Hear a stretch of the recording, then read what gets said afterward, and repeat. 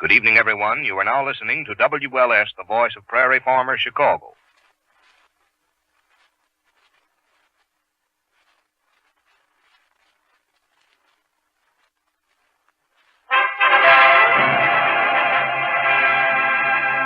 The Johnson Wax Program.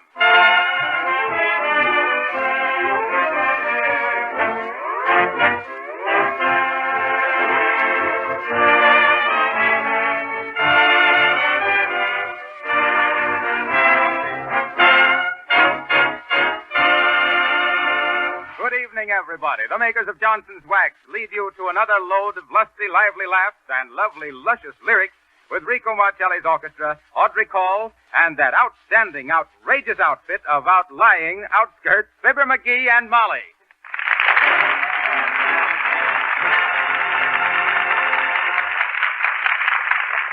Marcelli and his men lead off with Say It With Music. Say it, senor.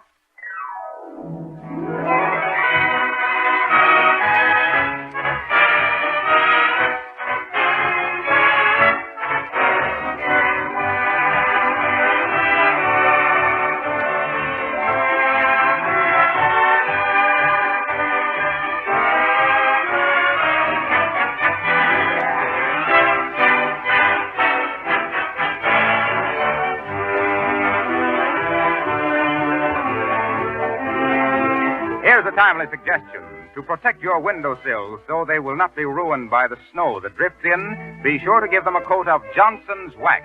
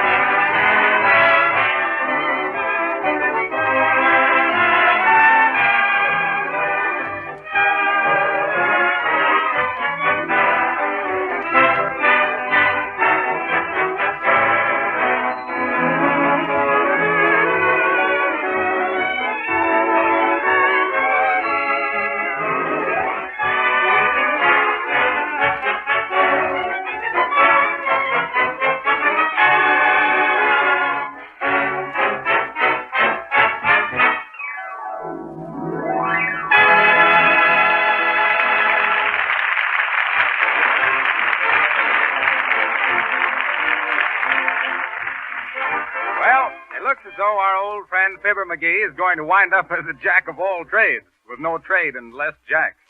2 weeks ago, he was hounded out of the dog business. Last week, he turned out to be a dope in the drug game. But maybe he's hitting his stride now as a restaurant man. Yes, sir. Here we find him at the big all-American restaurant in Wistful Vista, Nick DePopulous, proprietor, about to embark on another career with the faithful Molly along as advisor. Kind of a high-class joint, ain't it, Molly? What makes you think so, McGee? Oh, look at the sign. Watch your hat and coat. Shucks, nobody ain't going to swipe no cheap coats, are they? Good coats, nice people. See to it? Oh, I don't know, McGee. Mort Toops was telling me he ate in here, and while he was watching his coat, somebody stole his spaghetti. I wonder what's keeping Mr. What's his name again, McGee? DePopulous. Nick DePopulous. Molly. That's a fine name for a restaurant owner. Nick DePopulous. I wonder where he is, McGee. He's probably out in the kitchen cooking up some New Deal soup. What might New Deal soup be? That's alphabet soup with 3 A's took out of it. You get it, Molly? I said... Tain't funny, McGee. Okay. How'd Mort say the food was here, Molly? Oh, he didn't complain about the food, only the service. Service? Sure, he says he got those he'd only order a couple of hickory nuts for lunch. Hickory nuts? Yes. He said the waitress couldn't get her thumbs into those. Hello, kids. Oh, hi there, Nick, old kid. I'm glad you like for to make the terrifical happiness. This is fine in the restaurant business. Always cheerful.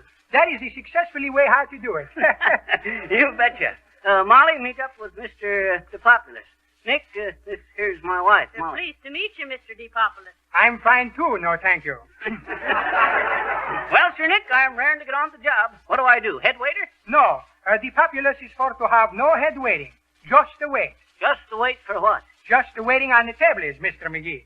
Are you having some experiments? I guess not, you hope? Give me a second helping of that, Nick. I didn't quite get it. McGee, he wants to know what experience you've had in restaurants. Sure. Experiments is the best teaching. Well, sir, I had me quite a bit of experience, Nick, down in Haverhill, Massachusetts. Mr. Chusnitz. Oh, sure. I'm having 6 restaurants that place once. Oh, you did, eh? Well, sir, I was quite a figure in the restaurant game myself, being head waiter at the old Herpel Hoop Hotel. Sure. A head waiter. He waited and waited and never got ahead. Hi-ho McGee, they called me in them days, Nick. Hi-ho McGee, the handsome, hawk-eyed, high-pressure head waiter of the Herpel Hoop Hotel in Haverhill. Why, I mind one time I... Oh, don't be gabby, McGee. Maybe Mr. DePopulous wants you to start work. Do you, Pop? Sure. I'm glad you report to having those fine experiments in the restaurant business. You should make very good. Very good what? Dishwashing. Ah! Dishwashing. Dishwashing? Who, me? No, sir, not me, Nick. Why? That'd be like hiring this here fellow Professor Einstein to do little Willie's homework. Now, don't be proud, McGee. Pride goeth before a fall, you know. Shucks, before fall, I'll own this beanery. Listen here, Nick. A minute ago you said you wanted me to wait table. Now you says dishwashing. Sure, that's a fine way to doing it. Parts time wash dishes, parts time waits tables, parts time makes changing for to be cashiers. Always got to keep him plenty busy in the restaurant business. You'll be so busy, McGee, I'll have to get you out with a habeas corpus. Who's you mentioning his name, lady? Habeas corpus.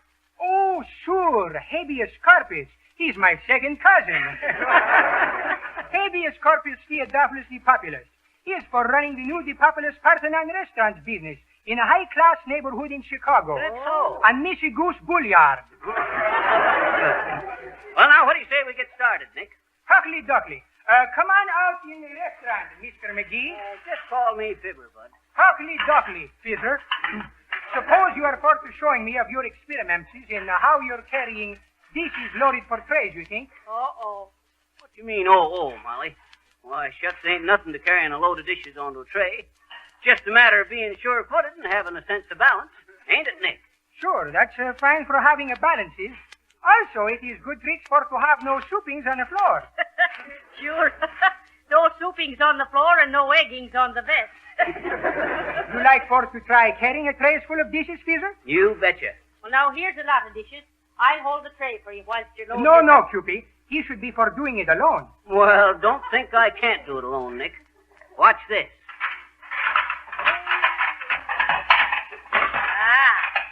Look at that, Mr. DePopulous. Look at him pile them up. He's not very good restaurant people. He's for putting little dishes on the bottom under beneath the big dishes. This will make for teeter topplings and pretty soon crossings on the floor and bang goes a profit. Hey, remembering, Caesar, the waiters always pay for their own breaking. What say, Nick? How am I doing? Already you pile bigger pile dishes than most people in the restaurant's business. Can you carry in this load?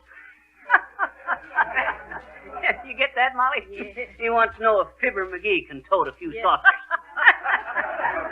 Why, shucks, Nick, you ain't seen nothing. Yes, I hope not. Maybe you better let me give you a hand, McGee. Stand back, Molly. I'll handle her. One more of these platters. A sugar bowl. Bottle of ketchup. By cuspid, I don't think he'll make it. Now then, Nick, watch this. Up you go, McGee. Up. Ah, there. You see how easy he done it? Give me a push to get started, Molly. Okay, McGee. I says push, not shove. McGee, straighten your knees. I can't. Watch him, Mr. DePopulous. I'll bet he don't drop a single teaspoon. That's fine. Just set him down there on the table by the door, McGee. Right here. That's Okay. There. There you are, Nick. How's that? Never cracked a cup. He didn't think you could do it, McGee.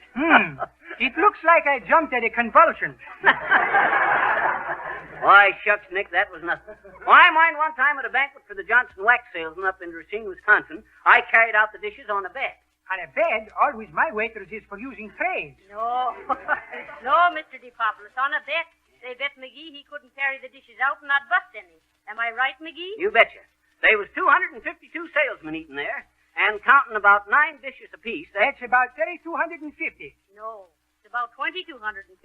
You're 1,000 too much, Mr. DePopoulos. Sure, Cupid. In restaurant business, when you make out the check, first guessing is always too much. Yeah, you're telling me. Well, I got one big tray, loaded all them 2,250 dishes onto it, and waltzed them out into the kitchen without dropping a single poppy seed off in a single roll. Oh. That's why I said... That's why maybe I think you should be carrying these dishes back to the kitchen. Tables in restaurants is no places for dirty dishes. Oh, shucks, Nick, I showed you I could carry him, didn't I? Oh, McGee, go on. Carry him out to the kitchen. Oh, okay. Up you go, McGee. Up. There. This way. You think he can making it, Cupid? Oh, don't you worry about McGee. I make him wash and dry the dishes every night. Look out for the door, McGee.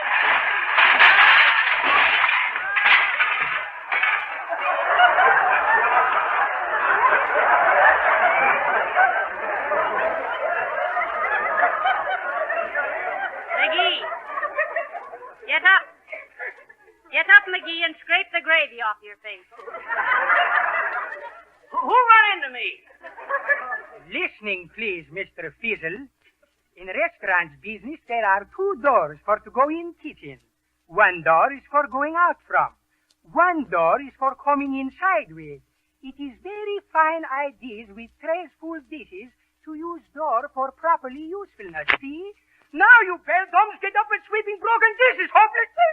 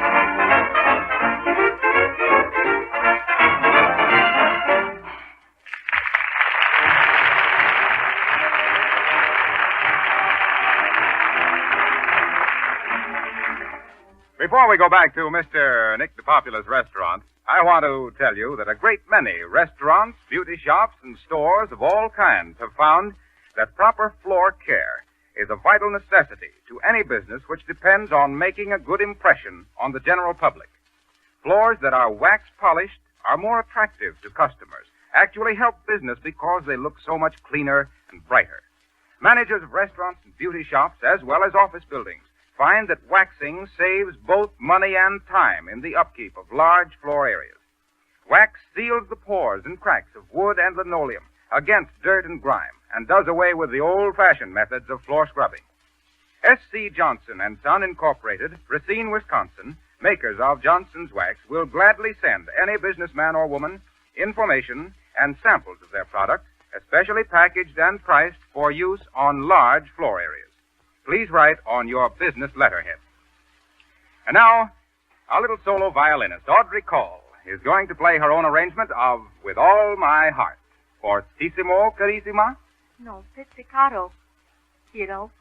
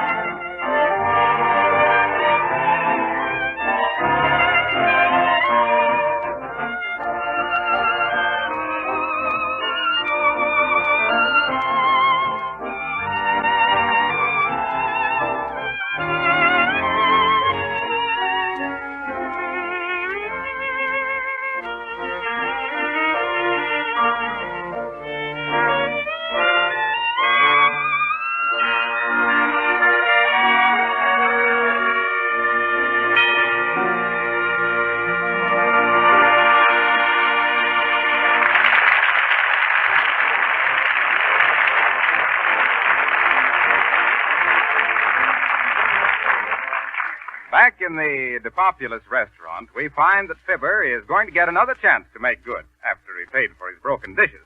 Here are Nick, Molly, and Fibber going through the kitchen. My, look how clean and shiny everything is, McGee. It is kind of bright at that, ain't it, Molly? And look at that roast chicken. Hot dog. I think I'll just try a leg and see how good the cooking is here, Molly. McGee, let things alone. Is he supposed to sample things, Mr. DePopulous? Those chickens is not supposed for eating. Oh, now don't give me that stuff, Nicky. I never could resist a nice roasted chicken like that. You hold her, Molly, whilst I rip off a leg. Say, I think I'm going to like working here. What's the matter, McGee? Why, that dad-ratted chicken is made out of cardboard. You see, wise people? Huh? I'm foretolding you. Those chickens is not for eating. He is for to be putting in the front window. Oh. That's what you get for trying to pull his leg, McGee. Ain't funny, Molly. What's in that door there, Nick? That is the linen closet. Tablecloth, napkins, aprons. How about the big door there? Is that the safe? Sure, Cupid. That's where I saved my fresh meats from spoiling. Oh, the icebox, huh? Refrigerator to you, McGee. Certainly. It's a fine thing in the restaurant business for to have a big refrigerator. Come, see. Heavenly days. Look at the meat hanging in there, McGee. Looks like it'd feed the Army and Navy and have a little left over for the Marines. Marines? Yeah. My restaurant don't serve seafood. Well, it's kind of cold in here, ain't it? What'd you expect? To come in here and roast marshmallows? Now, look. On these hooks, I'm for to keeping biffs. Biffs? Oh, I get it, Nick. Kind of a steer house for stores and a storehouse for steers.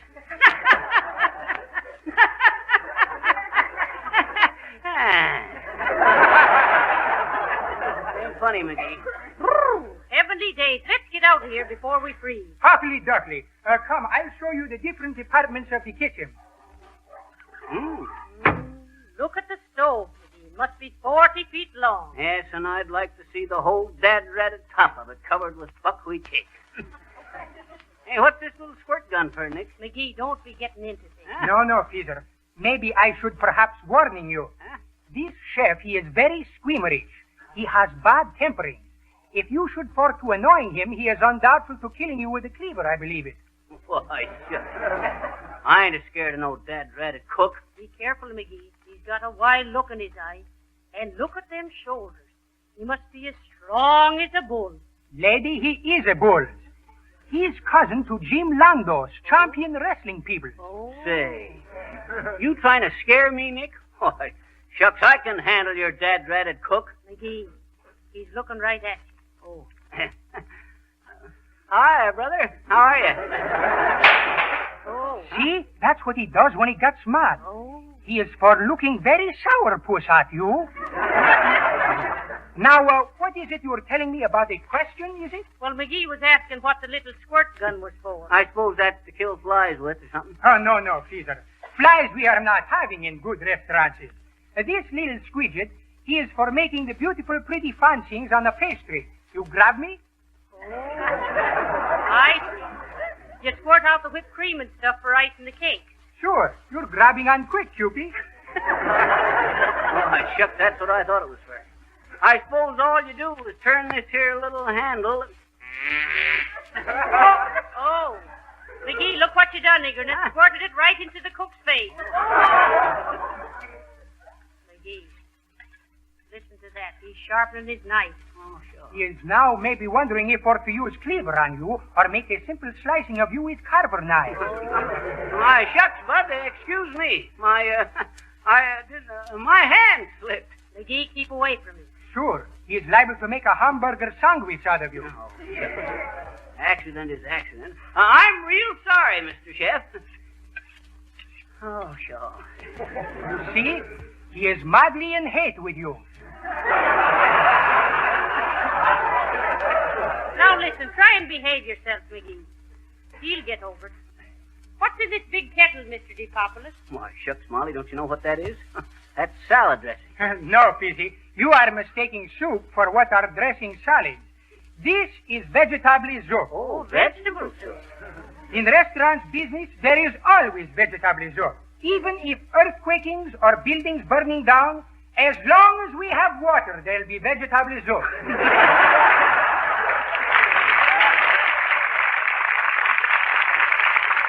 How about this block here, Nicky? I suppose the help uses that to play cards on when business is dull, huh? No, Fizzler. This block is for chopping cabbages for coleslaw. Oh, yeah. That's what I meant. Hand me that head of cabbage there, Molly. Be kind to it, McGee. There's more brains in that head than in yours. Oh, is that so? Looky here. Watch how I used to instruct the chef in cabbage chopping when I was meter to hotel at the Walburg Peoria in New York. Be very anxious with the chopper, Fizzer. It is twice as easy for to cut off thumbs as to be careless, I'm wondering. Shucks, Nick, don't you worry about me. Watch this. McGee, not so hot. Huh? The cabbage is flying all over. Oh, well, shucks, what's the difference? Oh, What was that? look at the chef and ask again. Sure, Fizzer, you were for cabbaging him in the eye. Look, he's rolling up his sleeve. Oh, sure. Oh, look at his muscles, McGee. You'd better believe it. Who, me? Say, brother, I'm real sorry I hit you with that piece of cabbage. Cabbages or sweet potatoes is for making no difference with the cooking. Well, shucks, he shouldn't get sore about a little thing like that. Oh, no, Fizzer? And don't you be angrily with him when he is cutting off your ears, too, I hope so. You hope so. Hey, listen. Don't talk so loud. Say, can he understand English? A little bit English. But he is not so fluent in languaging like educational peoples like we, if you think you know what you mean. You're sure he don't understand English, Nick? Yes, he's not very good for understanding. Well, I'll take that feller apart like a second-hand alarm clock. And he needn't give me none of them dirty looks, neither. Yes, you big palooka. What are you taking your fits over that way for? He's over here. Well, he heard me. Shucks, if he bothers me, I'll make him look like the witch's witch. What is this witching? Didn't I ever tell you about the time I wrestled 4 fellers at once, Nick? Oh, now, McGee, are Yes, you... sir, I was known as Hammerlock McGee in them days. Hammerlock McGee, the horny-handed half-Nelson whip-cracking heavyweight of the Hudson Huskies. You got time to hear this, Nick? No, I'm not Well, believing I got tired of tossing these fellers around one by one, so I challenged the 4 top heavyweight wrestlers to meet me all at one time and in the same ring. Do you think you could win a bout like this? Why, shucks, it was pie, Poppy. When the bell rung, they all come for me, weaving and shuffling, and they rushed. But graceful as a swan, I sidestepped, and they all come together like a bust of thunder. Did you run home like lightning? No, sir. I waited till they was all mixed up, and then I stepped in, and quick as a flash, I give 'em the works, braiding arms and legs like I was making a wicker basket. Why, shucks. When I finished, they didn't know who was who. You are wrestling with 4 wrestling peoples with making baskets, and if you don't finish, you don't know who is for how many peoples there should used to be? Yep, I got the diamond-studded belt for that. But the funny part is, Nick, them fellers never could get untied again. No, sir. I had 'em so tied up in knots they couldn't get apart. They're making big money now in sideshows as the marvelous Switch brothers. You see, the trick was to pick 'em up like this. Put the stool down, McGee. Put Like it down. This, Nick. Then get your shoulder under it like this and heave. Oh, my, now you've done it. What's the matter? Fizzler, that stool is for landing on the chef's bunion. Look out, McGee, he's coming for you. Coming for to make mincemeat of you, Fizzler. Cookie! No, Now, listen, Mr. Chef. Shucks, Hey, Now, Cookie, don't be for losing temperament. Calm down. Well, say, if you don't stop bringing some like this, I'll go see.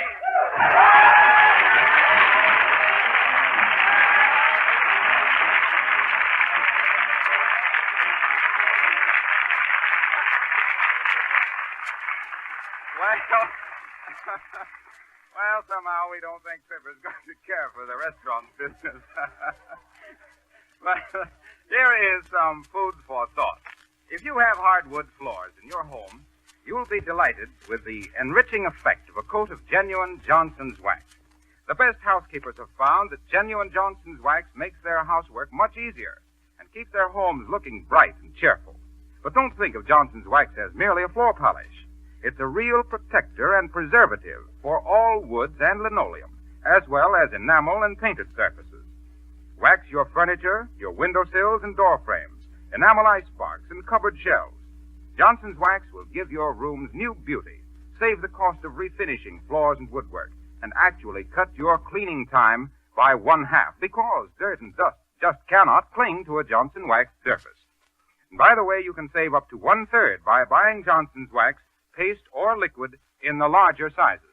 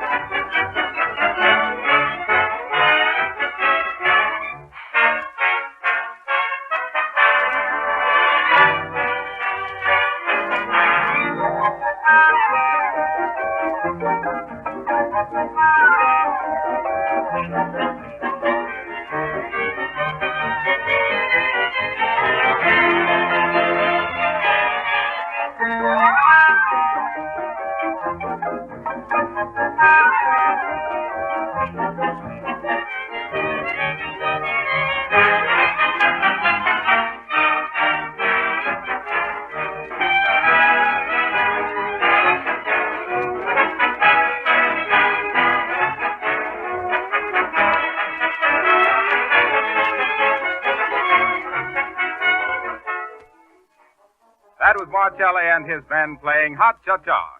And we'll meet you again next week at this same hour when Fibber and Molly invite you back to Wistful Vista for more hilarity, more harmony, and more, but need I say more? Until then, may I remind you that just as the best housekeepers use Johnson's Wax and Johnson's Glow Coat to keep their houses clean and shining, so the most particular car owners keep their cars sparkling with Johnson's Auto Wax and Cleaner. This is your old waxer of Floramones, Harlow Wilcox, signing off with a riddle. What's the difference between Fibber McGee and me? One wise cracks and the other cries wax. Good night.